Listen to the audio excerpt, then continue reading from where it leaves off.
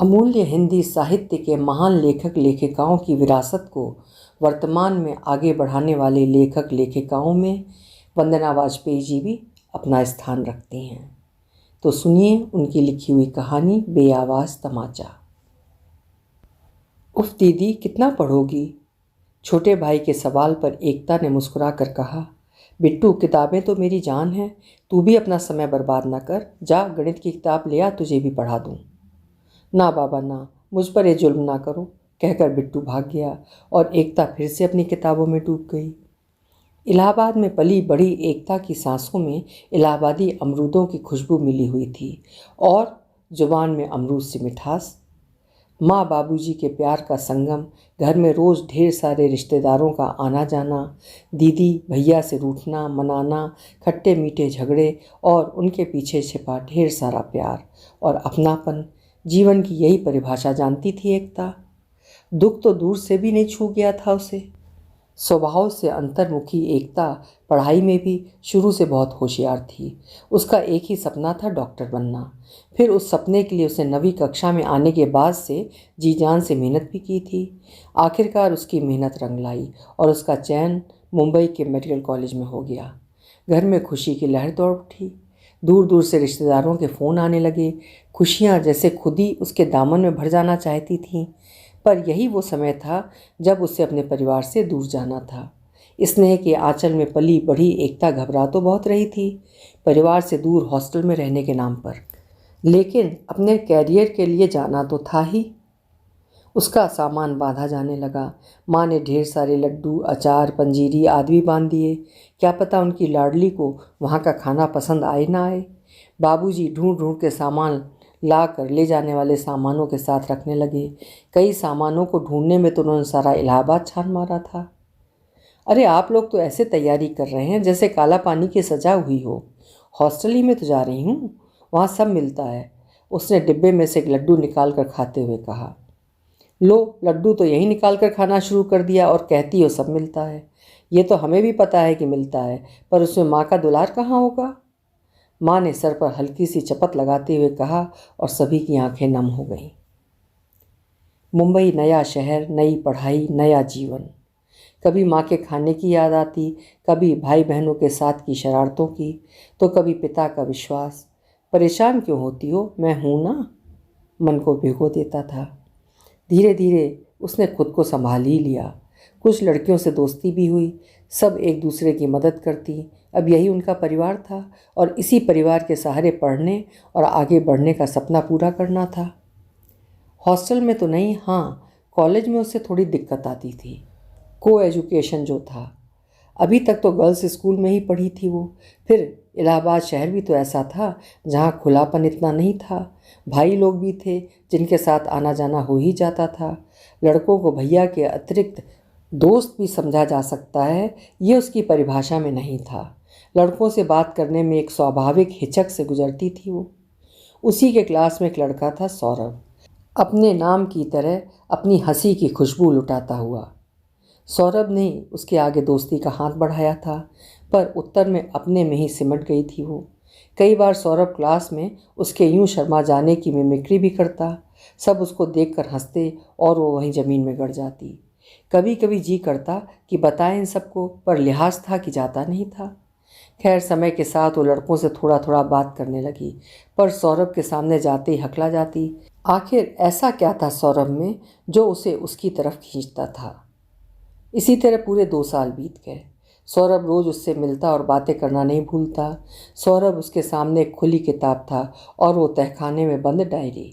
सौरभ की आंखों में प्रेम दिखता था और शब्दों में भी। उसका मन भी प्रेम के रेशमी एहसास से खुद को कहाँ मुक्त कर पा रहा था। क्लास में उनके दबे छुपे चर्चे होने लगे। एक समय ऐसा आया कि अकेले कमरे में भी सौरभ हमेशा साथ रहता, भले ही यादों के रूप में। मन पर एक मदहोशी छाने लगी। अपने में गुम खामोश रहने वाली लड़की का सौरभ से बात करने का सिलसिला कभी ख़त्म ही ना होता। हालांकि उसकी बातों में कभी पढ़ाई होती, कभी इलाहाबाद, तो कभी माँ और परिवार। 3rd ईयर के फाइनल सेमेस्टर के बाद की वो एक ख़ास शाम थी। जब सौरभ ने उससे साथ में कॉफ़ी पीने को कहा तो वो उसे रोज़ की बात समझ कर चल दी। बातों ही बातों में सौरभ बोला, अरे मुझे तो विश्वास ही नहीं हो रहा, तुमने मुझसे आई लव यू कहा। एकता ने हतप्रभ होते हुए कहा, अरे ऐसा कैसे, मैंने तो नहीं कहा। सौरभ मुस्कुराया, तो अब कह दो ना। एक दिलकश हंसी के साथ प्रेम की स्वीकारोक्त की पहली बयार की खुशबू वातावरण में फैल गई। अगले 2 साल प्रेम के दिन थे और प्रेम की रातें। वो एक दूसरे से घंटों बातें करते, साथ साथ घूमने जाते, एक दूसरे की तस्वीरें खींचते, प्रेम पत्र लिखते। कॉलेज में उनके प्रेम के किस्से सबको पता थे। कितनी बार ऐसा हुआ कि सौरभ ने उसके इतना नज़दीक आना चाहा कि कोई दूरी ही न रह पाए, पर प्रेम की गंगा के इस बहाव में उसने अपनी मर्यादा की सीमाओं को कभी बह नहीं जाने दिया।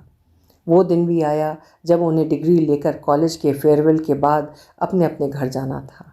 विदाई की बेला में आंखों में आंसू भरकर उन्होंने एक दूसरे से वादा किया कि जल्द ही अपने माता पिता को मना लेंगे और हमेशा के लिए एक दूसरे के हो जाएंगे।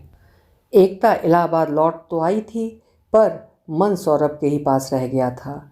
उसने सौरभ से कह रखा था, पहले तुम अपने माता पिता से बात कर लेना, फिर मैं कर लूँगी। उसे विश्वास था कि उसके माता पिता उसकी पसंद से इनकार नहीं करेंगे। सौरभ ने भी तो हामी भरते हुए अपनी माता पिता की शीघ्र स्वीकृति मिल जाने की बात कही थी। कहीं से कोई दिक्कत थी ही नहीं, पर मुंबई से कलकत्ता जाने के बाद ना जाने क्यों हर फ़ोन पर वो इस सवाल को टालने लगा था। धीरे धीरे उसके फ़ोन ही आने कम हो गए।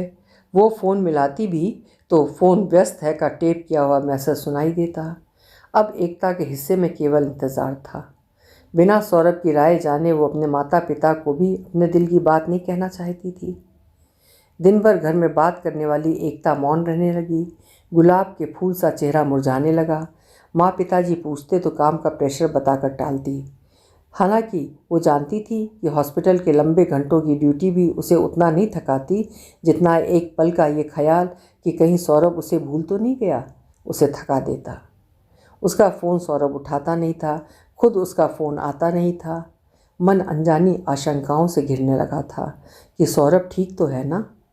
तो कभी वो खुद से ही प्रश्न करती कि कहीं वो धोखा तो नहीं खा गई प्यार में। कितने किस्से सुने थे प्यार में धोखे के। अपने विश्वास को बनाए रखने के लिए उसने कभी किसी कॉमन फ्रेंड से सौरभ के बारे में नहीं पूछा। कभी कोई फ्रेंड पूछता भी तो हंसकर कहती कि हमारी बात होती है। साल भर के लंबे इंतज़ार और आशा निराशा के मध्य झूलते मन को संभालने के बाद वो दिन भी आया जब एकता को मेडिकल कॉन्फ्रेंस के लिए कलकत्ता जाना था। पूरे देश से डॉक्टर बुलाए गए थे। उसे लग रहा था कि ईश्वर ने आखिरकार उसकी दुआएं कबूल कर ली हैं। उसने सौरभ की पसंद के कपड़े और ढेर सारे गिफ्ट्स पैक किए और कलकत्ता की ओर रवाना हो गई। पल पल इंतज़ार को ख़त्म करने वाला वो सफ़र बेहद हसीन था। वो सोच सोच के खुश हो रही थी कि मेडिकल कॉन्फ्रेंस में वो सौरभ के लिए कितना बड़ा सरप्राइज़ होगी। वो कितना खुश हो जाएगा। खुद ही रूमानी कल्पनाएं करती और खुद ही रोमांचित हो जाती। कलकत्ते पहुंचने तक रात ज़्यादा हो गई थी। उस दिन वो होटल में रुक गई। अगले दिन सौरभ से मिलने की सोच उसके मन की वीणा के तार बज रहे थे। कॉन्फ्रेंस दूसरे दिन थी। सुबह जल्दी तैयार होकर होटल लॉबी में उतरी ही थी कि वहाँ सौरभ बैठा दिखाई दिया। उसे अपनी आंखों पर विश्वास नहीं हुआ। पर यह क्या, उसके साथ बैठी औरत मांग में सिंदूर, हाथ में चूड़ा, गले में मंगलसूत्र और गोद में बच्चा। क्या क्या सौरभ ने शादी कर ली? मन आशंकाओं से कांप उठा। नहीं नहीं, ऐसा नहीं हो सकता। ये उसका भ्रम ही होगा। ये उसकी कोई रिश्तेदार होगी। ये सोचकर उसने खुद ही अपने मन को दिलासा दी। तभी सौरभ का एक दोस्त उसके पास आया। सौरभ ने उससे धीमे से कुछ कहा। प्रति उत्तर में उसने जोर से उस औरत की तरफ देखकर कहा, यार सारी दुनिया की सबसे खूबसूरत लड़की से तो तूने शादी कर ली, अब मुझे तो कुंवारा ही रहना पड़ेगा। उनकी तेज हंसी में एकता की हिचकी की आवाज़ दब गई। हंसी की आवाज़ से सोता हुआ बच्चा गुनगुनाया। शायद वो भूखा था। बच्चे को लेकर सौरभ की पत्नी टॉयलेट की तरफ चली गई। एकता के जी में आया कि अभी जाकर सौरभ से पूछे कि उसने उसके साथ धोखा क्यों किया है। तभी सौरभ के शब्द उसके कानों में पड़े। जानते हो सुमित, सर्वनिष्ठा मेरे बचपन का प्यार है। हम बगल ही बगल में रहते थे, 8वीं तक साथ पढ़े। फिर उसने ह्यूमैनिटी चुना और मैंने विज्ञान। पर उसको पाने की एक तमन्ना हमेशा दिल में रही। हालांकि हम दोनों में से किसी ने इजहार नहीं किया था, पर जब डिग्री लेकर यहाँ आया और माँ ने शादी के लिए पूछा तो मेरे दिमाग में पहला ख्याल सर्वमिश का ही था। अच्छा, और वो एकता जिसके साथ तुम्हारे प्यार के चर्चे मेडिकल कॉलेज पार कर हमारे इंजीनियरिंग कॉलेज में भी तैर रहे थे? सुमित ने आश्चर्य करते हुए पूछा। यार वो तो बस टाइम पास था। तुम तो जानते ही हो कि मेडिकल कॉलेज की लाइफ कितनी बोरिंग होती है। बस यूं ही उसके साथ कटी गई। मैंने कोई कमिटमेंट नहीं किया था, पर वो थोड़ा सीरियस हो रही थी, लिहाजा यहाँ आने के कुछ समय बाद से मैंने फ़ोन भी नहीं उठाया और ना ही पता किया कि उसने आगे क्या किया। मतलब शादी की या अभी भी मेरे इंतज़ार में टसुए बहा रही है। कहते हुए सौरभ के चेहरे पर गर्व था। वाह हीरो, हम तो तुम्हें आशिक समझे थे, पर तुम तो नटवर लाल निकले।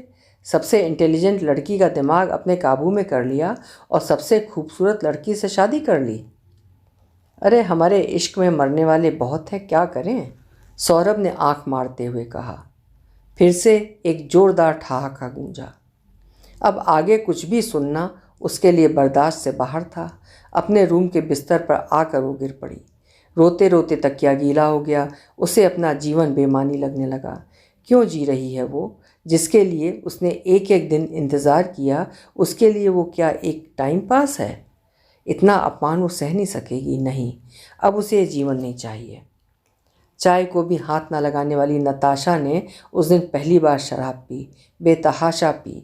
नशे की हालत में चल दी अपने जीवन को ख़त्म करने। बड़का तल्ला की एक व्यस्त सड़क पर उसके लड़खड़ाते कदम जैसे भागती गाड़ियों से उसे कुचल देने की गुहार कर रहे हों। पर मौत उससे पिछले 10 मिनट से आंख में चौनी खेल रही थी। गाड़ियाँ खुद उससे बच के उसके पास से सर से निकल जाती।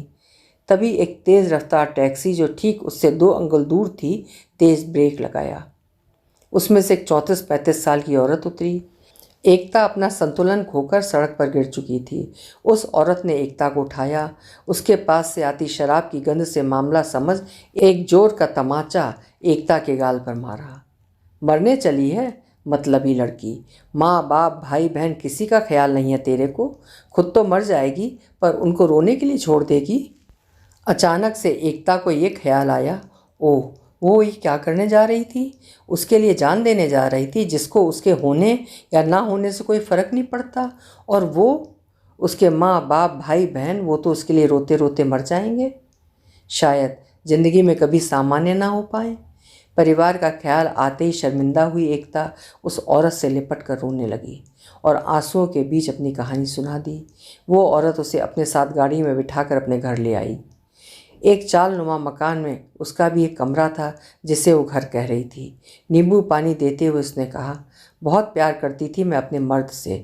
उड़ीसा से भागकर आई थी उसके साथ यहाँ। वो भी मुझसे बहुत प्यार करता था, पर मुझसे कहीं ज़्यादा शराब से। यही किराए की गाड़ी चलाता था वो। एक दिन ये शराब उसको लील गई। वो मेरे साथ अपने बच्चों को भी छोड़कर भाग गया। 2 जुड़वा बच्चे, जिनमें से एक पोलियो से अपाहिज। पैसे पैसे को मोहताज ज़िंदगी। क्या करती मैं?